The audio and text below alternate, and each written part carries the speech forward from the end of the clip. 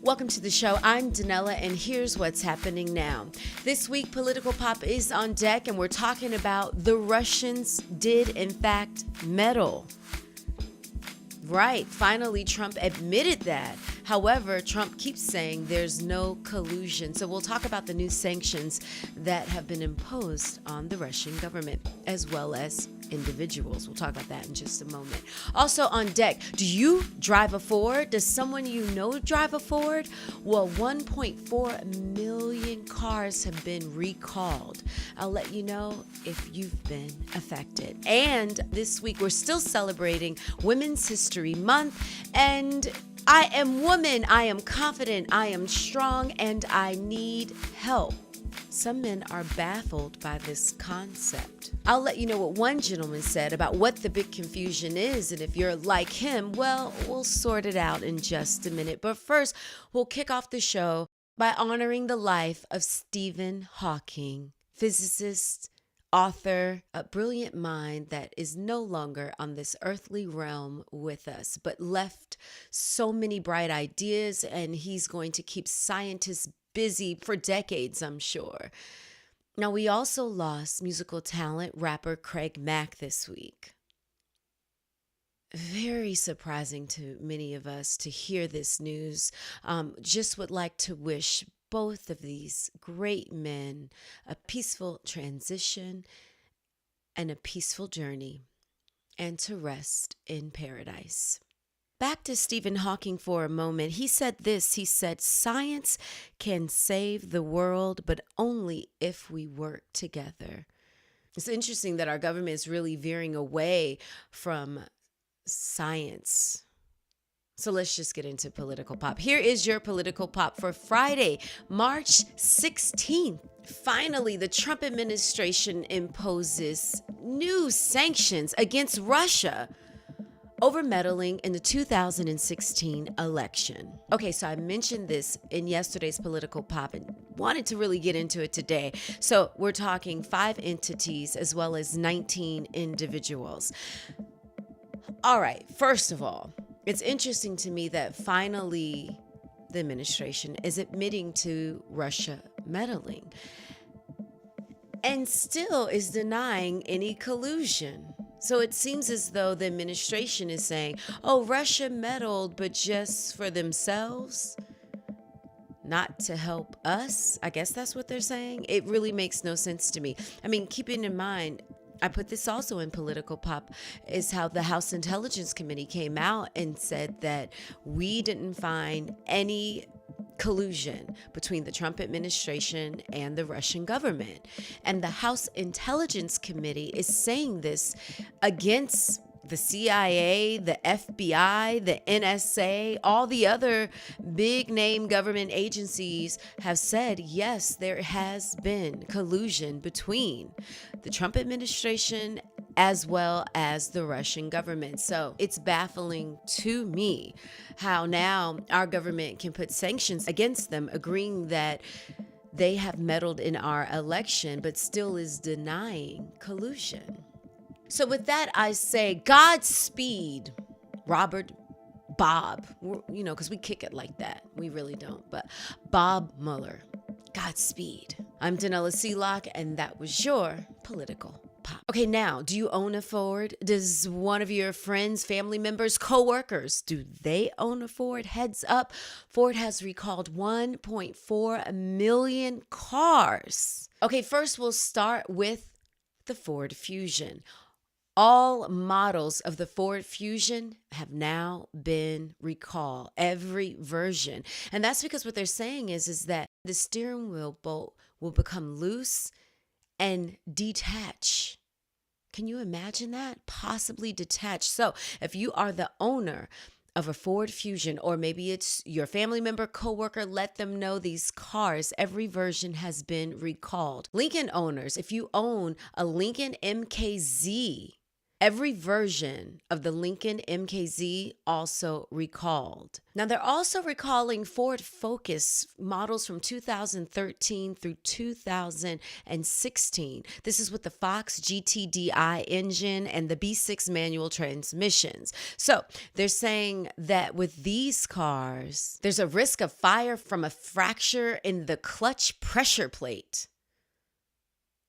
That sounds dangerous as heck. All right, so listen, heads up. If you own one of these types of cars, somebody you know, please have them take them into the dealership immediately. All right, this version of the news should be called "You Should Be Slapped in the Face." That's what's coming up in the couple stories I'm about to give to you. So first we'll start with Snapchat. I'm not on Snap. I've been on other people's Snap and I'm like, oh, it's so much fun, but I'm not really on it. But anyway, did you guys, if you're on Snap, you've seen this advertising. Snapchat should be called Snap Slap for this. The ad is for the game Impossible Choices, asking, would you rather slap Rihanna or punch Chris Brown? Are you kidding? Snapchat has since apologized for the ad, but the fact that there's zero checks and balances, and whoever is the mastermind behind Impossible Choices, the game, that game should never be purchased. Whoever is the ad company or whoever came up with that strategy should no longer have a job to poke fun at domestic violence in this way. It is completely unacceptable. Completely. There's no way that this is funny. Would you rather do that? Unacceptable. I don't care what the apology is completely unacceptable. And Snapchat's already having problems. I mean, keep in mind what Kylie Jenner tweeted out something about like barely using Snapchat, and then all of a sudden their stock started to plummet. I see why. They're having huge problems over there, and ads like this just doesn't help. All right, staying in the "you should be slapped," we're going to head out to Seaside, California. Did you hear about this? There's a teacher in Seaside, California, who was talking about public safety, right? So said teacher had a gun, talking about public safety. Then the gun discharges, hits the ceiling, debris from the ceiling falls, hits a 17-year-old, and injures the 17-year-old. Okay, we're thankfully not non-life-threatening injuries, but still injures the 17-year-old. And the reason I say this is in the "you deserve a slap," I mean, because you have so many people saying now, oh, we need to arm some of the teachers that are trained. And we'll talk about this particular teacher.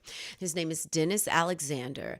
He was teaching public safety awareness. They say here he is a math administration of justice teacher who's also a Seaside City councilman and a reserve officer for the Sand City Police Department.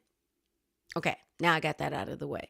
So he was definitely trained and just made a mistake. So when the gun was discharged, the debris struck the 17-year-old in the neck. And this is why I am firmly against arming teachers, adding more guns in school, is because of accidents like this. It's so easy to have an accident with a gun, even with a trained professional. And I feel terrible for this gentleman, and I'm sure he was doing the best job that he could. He's really trying to help people, talk about public safety, and then wham, bus shot, debris fall, injures students. So imagine if a student were able to somehow get a gun from a teacher. Imagine worse things can happen. And I just don't see how arming teachers is helpful. They have enough that they have to worry about. I don't see how this is helpful at all. So it's interesting, the timing of this. Some might say it's a coincidence. Others might say, here's an example of what can happen. Fact. Here is a factual example of what can happen in the future if we arm teachers. if we arm teachers. And I know the government is saying, it's volunteer, these will be volunteer teachers who are also trained. So it's not, like every single teacher, but seriously, really? Now, of course, there could be more slaps given out in the news this week, but I only have two hands, so yeah. Now we'll move on to In Our World. In Our World this week, we're talking about this. I am woman. I am confident. I am strong. I need help. So I was on this podcast for the Street Senators. Shout out to the Street Senators. And the Street Senators was an awesome podcast. We talked about many things. If you have a chance to check it out, please do so. And so one of the things that one of the hosts, comedian Lamont King, asked me was this. He was saying, I don't get this. A lot of times for women, you all say this, you'll say, I'm confident, we're so strong. But then all of a sudden something happens. And he said, then we're saying we're more victims. That's what he was saying. He was saying, there's the Me Too movement, and then you want to have a sister circle, and everybody needs a kumbaya moment and get together. And so he was saying, if you're so strong, then why do you need this if something happens? And he said that when he asked this question, people always get angry at him. And I said this to him. I said, you know what? I'm really glad you asked the question, because I can understand why it would be confusing to you and maybe to others. And this is why I wanted to talk about it in more detail on this week's show. Because I think, and I mentioned this idea before last week, and it's this. For men, I feel like in this evolution that we have as we're striving for equality amongst women, we cannot alienate men. We have to help them. We have to take them along with us, bring them up with us, because a lot of men don't understand. And in this case, for Lamont, he was like, I really asked this. And I know in some way he's joking, but he was literally serious. Like, he's literally like, I don't really get it. How can you have it both ways? So I said this to Lamont, and I'll say it again. We are confident. We are strong. We are all of those things. But the truth is that there have been so many things that happen personally to women that you may not know, or to other women whom we love and care about. And so often, those voices never get heard. And the truth is, you have every right, if something happens to you, to stand up and say, hey, this happened to me, this was wrong. And all of us unite as sisters. Women unite to come together and build that other woman up and say, hey, you are not alone. This didn't just happen to you. And so that's why it can seem confusing for men to kind of say, but I thought you're women and you're strong and you don't need anybody. So why, if something happens, you don't have that same strength? We have every right to say, that was wrong. I am hurt. And all of the women have every right to gather around the woman that's hurt and build her up and let her know that she is not alone. Because the truth is, so often, the women that you see that are so strong are victimized, are hurt, and often don't say out loud, these are the things that have happened. I mean, and you shouldn't necessarily need to justify having feelings or having emotions, but it's interesting because I can see how that can be confusion and a strange dichotomy for men. Because for men, you guys go your life and you can't really ever seem weak or needing help or being a victim. I feel bad for men in that way. It's always, you get injured, walk it off. Oh, you didn't get hit that hard. You're all right. Walk that off. You're coughing, drink some water. You're good. You're good. And so I think it is difficult for men. I think they can't really often see that I am strong, but I am hurt and I need help. I think it's harder for them to see that balance. So I'm grateful for Lamont for even asking that question, and I urge more of us, especially women. I know we're not the spokeswomen for our gender, but really sometimes if a man asks, questions that seem defensive initially, sometimes it's helpful to take a beat and, okay, you might be funny, but let me explain this, because maybe you really don't understand, you don't understand. And me taking the time to, without judgment, try to help you understand, then maybe it could unite us more. So I'd like to see that be more of an approach that we take together. But in this same line, because, I started thinking when Lamont was just saying, I don't really understand it. But then one other thing that came up during the show, I was talking to them about this incident that happened when I was on radio where it was a prank that went too far. And in that prank, I was just saying that this particular prank, I don't really want to go into full details. Again, listen to the show on the Street Senators podcast if you'd like to hear it. It was a tough situation, but in it, the prank was done to my very, very dearest friend, and it involved we were all in a pretend hostage situation. Okay, post 9/11, clearly this is not anything anybody would ever joke about. You know what I mean?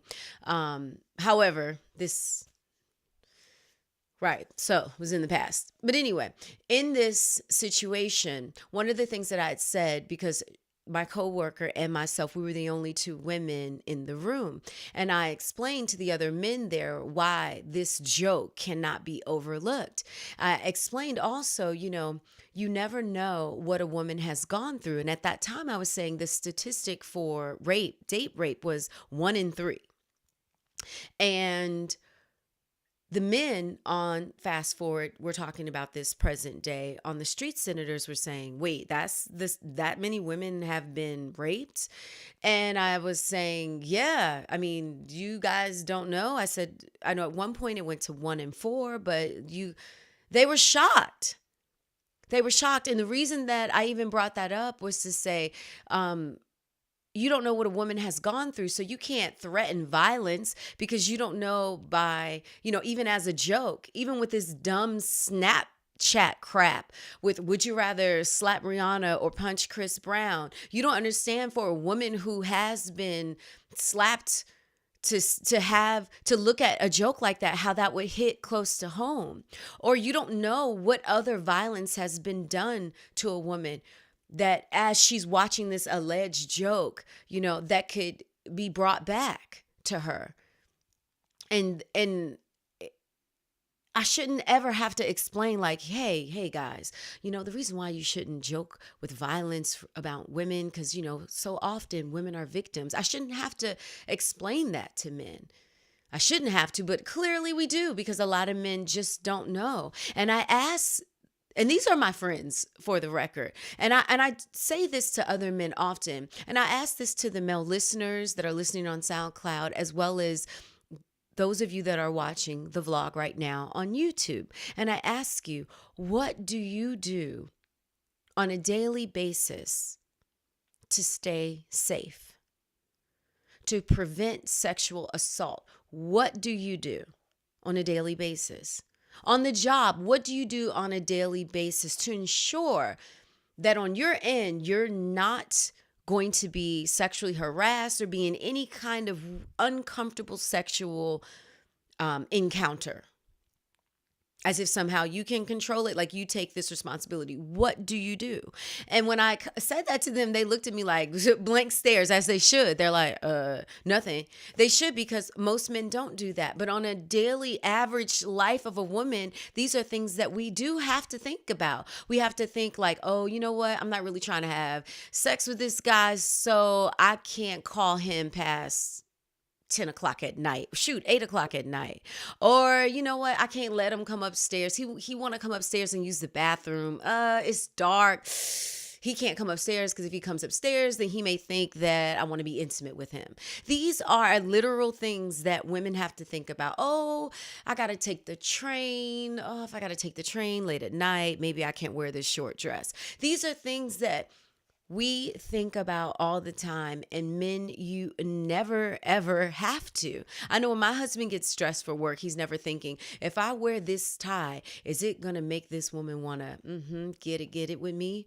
No, he never has to think that. I have to think, if I wear this dress and it's so low cut, it's going to distract from my message being sent. These are things women really think about. So yes, It is definitely an inequality on so many levels. And it is important for us to have more conversations to unite one another, to not just leave men in the dust or feeling emasculated because we are angry.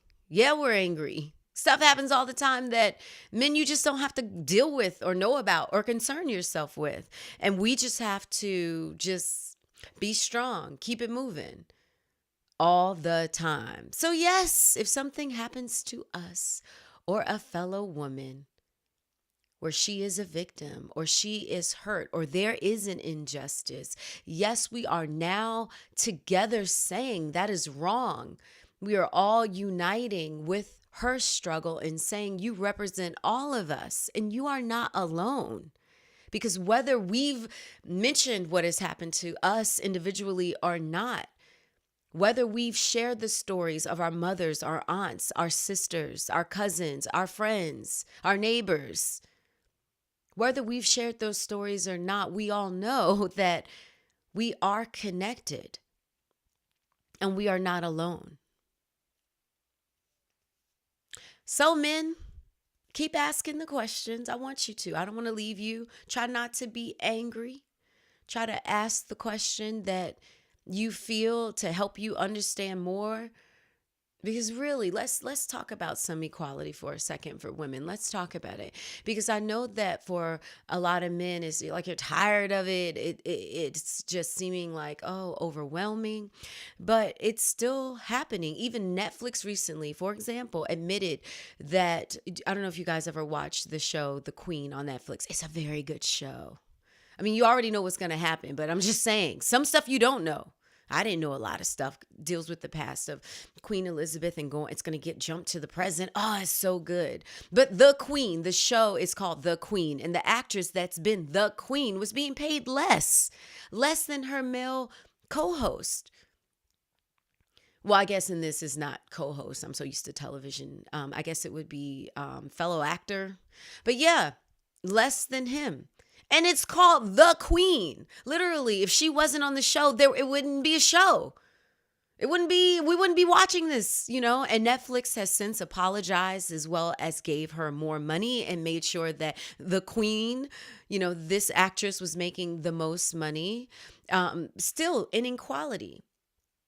I mean, literally just this week in Saudi Arabia. So I know we're going to Saudi Arabia, but still, divorced women in Saudi Arabia can now keep custody of their children without filing a lawsuit.